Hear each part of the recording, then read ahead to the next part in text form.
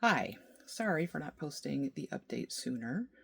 Um, anyway, we hung out for the weekend on the side of the highway, which was super fun, by the way.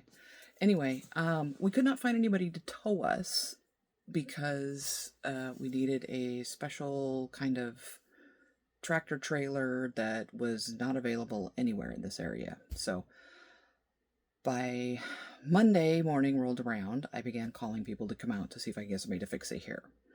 Um, I did find somebody on Tuesday. They came out late Monday evening to kind of assess and think whether they could fix it there, which they said they could. So they came out Tuesday and they got us fixed. Yay! They replaced the hub. Unfortunately, they don't have replacement wheels and tires for the one that got destroyed. So they had one there that fits and will work, although it's not matching, but they just basically sold it to us used for about $100, so we have a spare. So the spare that came with the rig is now on the vehicle. He gets done working on it. We're getting ready to leave and go back about our travels and super happy, yay. And he informs me that he figured out why this whole thing happened, why the whole wheel came off essentially and shredded.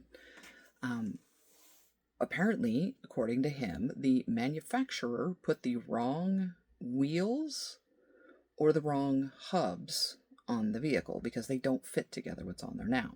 So basically what it looks like is you have the hub assembly in the middle, and I'll put a picture in here for that. There's a hub assembly in the middle and the wheel goes on around it. Well, between where the edge of the wheel is and the hub assembly, there is about a 1/4 inch gap, and it's not flush.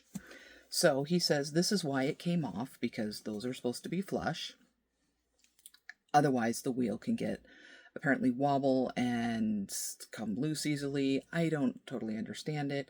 I just know that he said that that's why the wheel came loose and began to wobble, then blowing out the wheel bearings, seizing everything, and thus the small fire. So he says, basically, when they're like that, you can get maybe 1,000 to 2,000 miles out of it before it blows again. So he said, I need to go straight to whatever, tow it to wherever we're doing the repairs, which was about 30 miles away. Have them figure it out and get it fixed. So obviously this is a warranty issue. Okay. So I say, okay. We get on the road, we haul it to the Camping World, which is the only RV repair place I could find in the vicinity. We get there. I bring it in, I tell them the stuff that's going on. They come out, they do their assessment thing to get it submitted for warranty to get it repaired. Now I'm waiting for the RV tech who repaired it to send me all the pictures that he took of the damaged parts and the new parts put on, to be able to give to Camping World to submit with the whole warranty claim, because I had to pay the tech out of pocket, and now I need to get reimbursed from Keystone under the warranty. So this happens on Tuesday when we finally got there, Tuesday late afternoon. The plan from there was, because I don't want to stay in a hotel for an unknown amount of time, I'm going to tow it to a camping ground that's like 8 miles away. So we do. We tow to the camping place. So this is Tuesday. I spend the next day, Wednesday,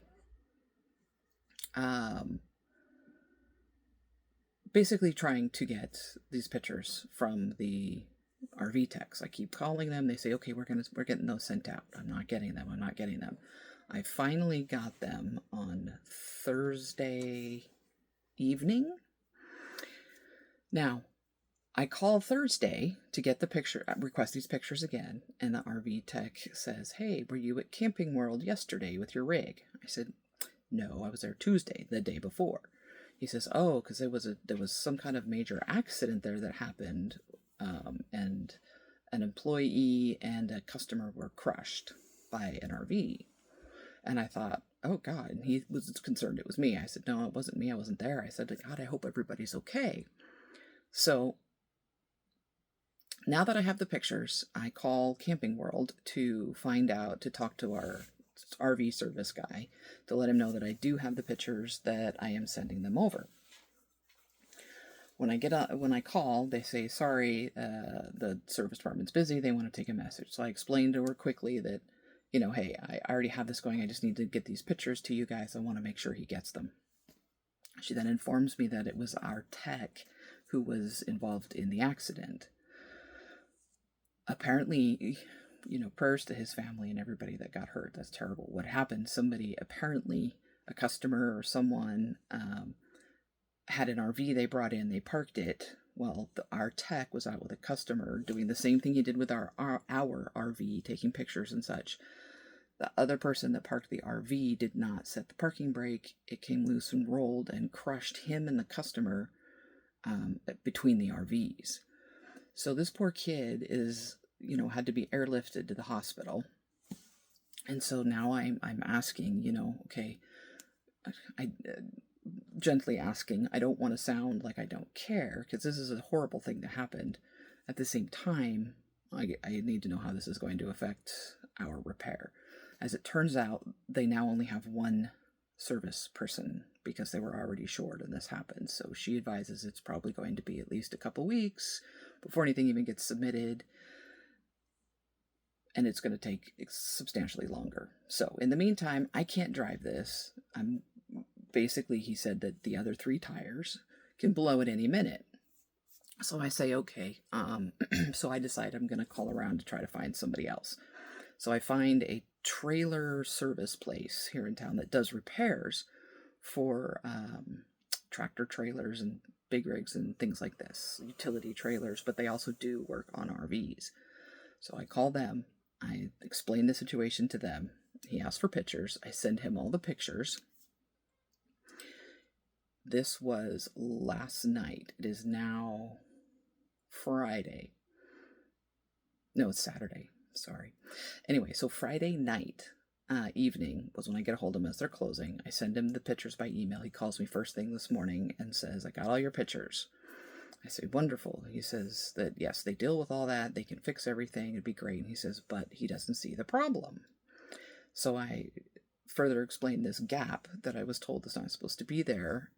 He said that's normal. That's how they're supposed to be. That all the rigs he works on look like that. I say, okay. So I said, why would the other tech tell me that was a problem? He wasn't trying to sell it to me. They don't do work. They don't have tires or wheels there to even do. So he would have been referring me out anyway. So he says he doesn't know, probably lack of experience.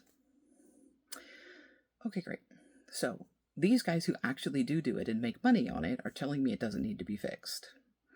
The other guy is telling me that they're going to blow any minute if I drive them, and they also aren't going to make money on this. So now I am, of course, it's Saturday, so everybody else is closed. So now I don't know whether the rig is drivable or not. So I'm going to attach some pictures of what it looks like. Anybody who is familiar with this, maybe if you have a travel trailer, take a peek at it and see if yours is like this, because now I don't know what to do.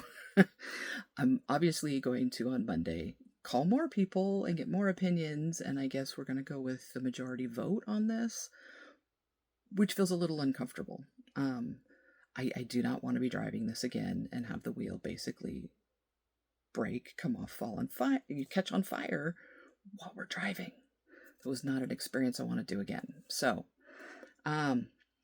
if anybody knows anything about this, please let me know. I would love some background.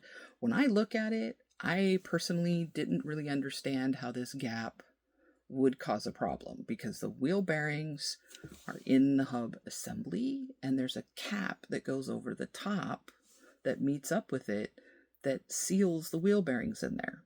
And so this little gap that happens there, to me, it doesn't look detrimental, but I'm also not an expert on this. So I'll attach the pictures. I'll probably try to put them in here somehow when I figure out how to do that. But please, help me out here. Give me some advice on whether this is right or wrong, or even who to call to find out for sure, because the area we're in is Manassas, Virginia, and it's not a huge area. We're about just over an hour outside of DC. Obviously, yes, I'm going to be calling the DC area, as they have probably bigger companies that are more familiar with this. But generally, that's where we're at right now. So now I'm hanging out, possibly stranded, but possibly not. So anyway, hope everybody's doing awesome, and I hope everybody's having fun and enjoying the heat, because it's like almost right about 100 here, 99 to 100, and the humidity is, I don't know what it was today. I think it was 60 or 70%, which is a little hot. It's not quite Florida, but it's there. Anyway, I will talk to you guys soon, and I will be posting more updates. I'll get better about posting them sooner, I promise. Anyway, talk to you guys later. Bye.